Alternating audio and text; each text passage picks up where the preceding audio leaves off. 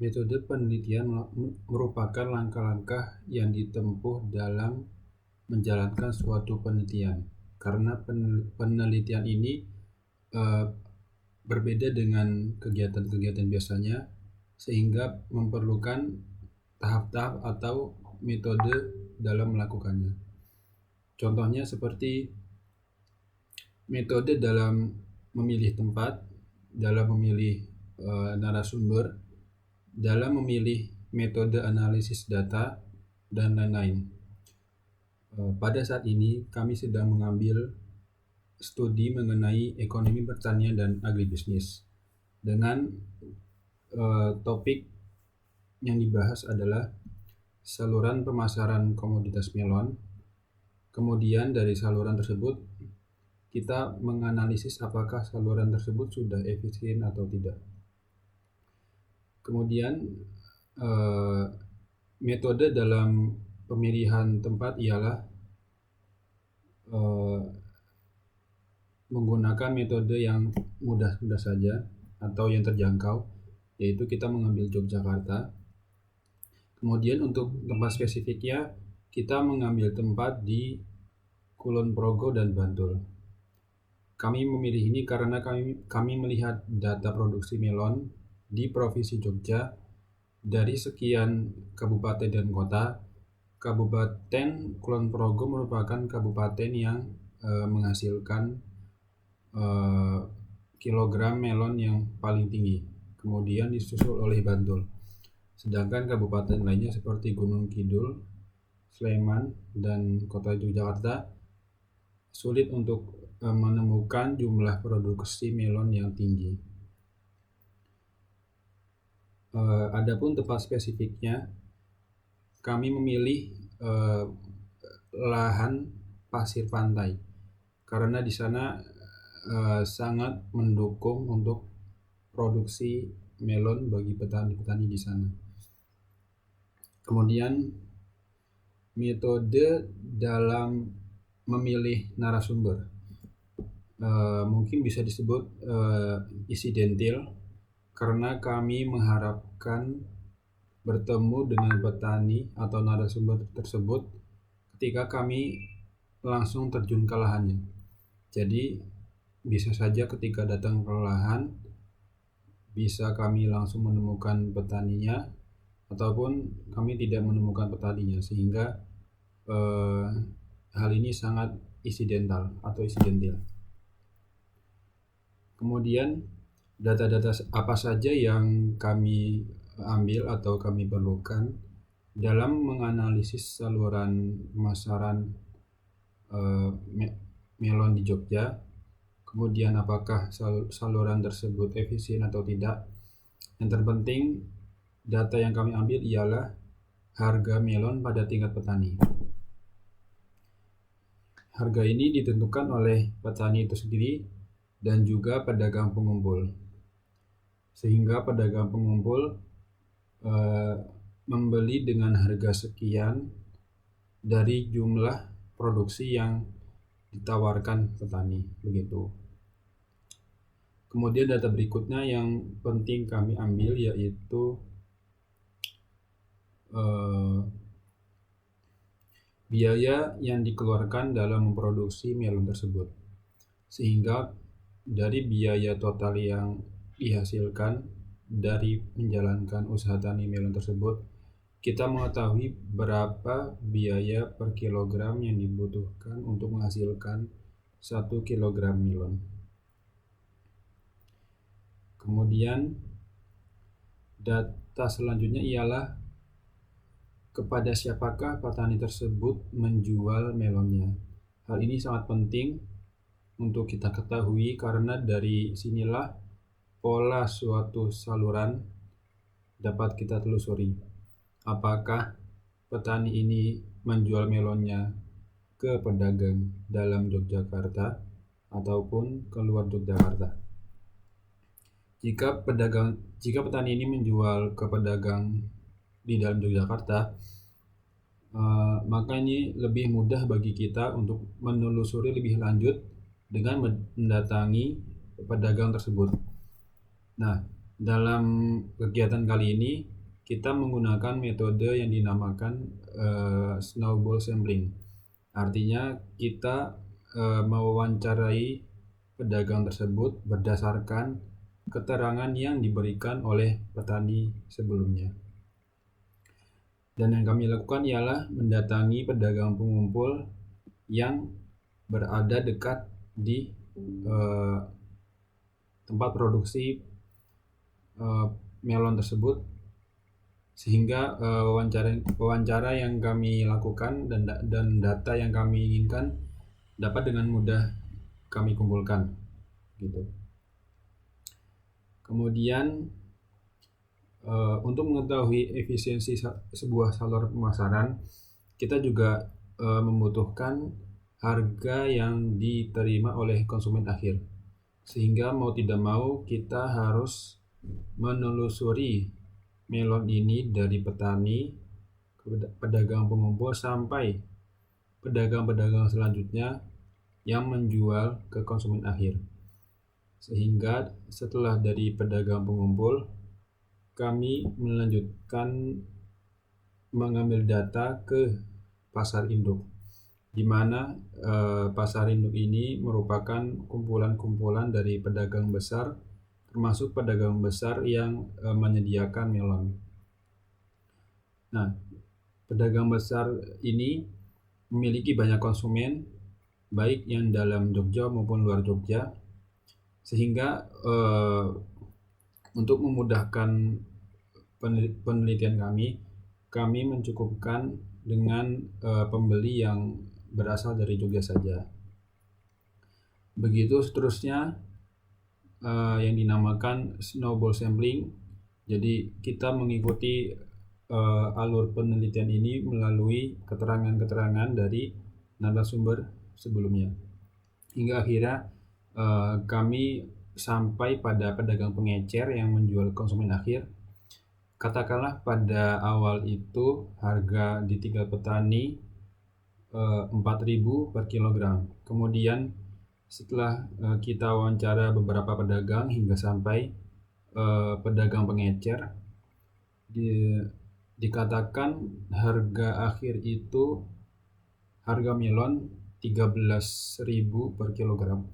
Nah, dari harga 4.000 per kilogram ke harga 13.000 per kilogram, kita dapat mengetahui suatu efisiensi saluran pemasaran. Setidaknya ada dua cara yang paling mudah, yaitu dengan menghitung nilai farmer share, itu metode pertama, dan metode kedua margin pemasaran. Untuk nilai efisiensi saluran pemasaran metode farmer share, kita tinggal membandingkan harga pada tingkat petani dengan harga di tingkat konsumen akhir. Artinya 4.000 dibagi 13.000, sehingga ditemukan sekitar 25-30% begitu. Kemudian metode kedua dalam mengetahui efisiensi saluran pemasaran yaitu dengan margin pemasaran, yaitu kita tinggal mengurangi harga pada tingkat konsumen dengan harga pada tingkat petani. Artinya 13.000 dikurangi 4.000, sehingga hasilnya adalah 9.000 per kilogram. Nah, semakin kecil nilai margin pemasaran, maka saluran ini semakin bagus atau semakin efisien begitu. Jika kita ingin melihat apakah saluran ini sudah bagus atau tidak, maka kita bisa bandingkan dengan saluran atau pola saluran dari saluran lain. Misalnya dibandingkan antara saluran dalam Provinsi Jogja dengan saluran yang menyalurkan melon ini ke Jakarta. Karena melon ini sama-sama dari petani Jogja, namun konsumen akhirnya bisa berbeda, yaitu bisa konsumen Jogja ataupun konsumen Jakarta, sehingga perbedaan konsumen ini bisa kita carikan margin pemasarannya dan juga farmer share-nya begitu.